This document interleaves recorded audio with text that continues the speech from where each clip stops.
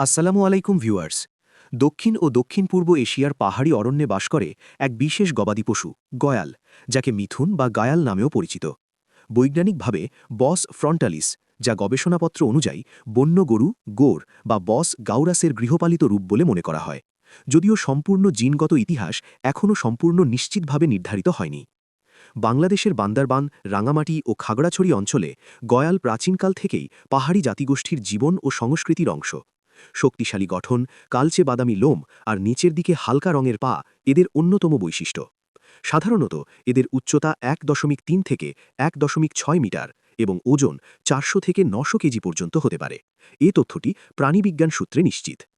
তৃণভোজী এই প্রাণী ঘাস, পাতা ও বাঁশের কচি অংশ খেয়ে বেঁচে থাকে।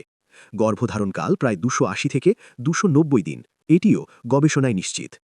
পাহাড়ি সমাজে গয়াল শুধু গবাদি পশু নয়, এটি সম্মানের প্রতীক। সামাজিক অনুষ্ঠান, বিয়ে এবং অর্পণের আনুষ্ঠানে এর বিশেষ ভূমিকা রয়েছে। তবে স্থানীয় গরুর সঙ্গে সংকরায়নের কারণে বিশুদ্ধ গয়ালের সংখ্যা হুমকির মুখে। এই বিষয়ে বেশ কয়েকটি গবেষণা সতর্ক করেছে।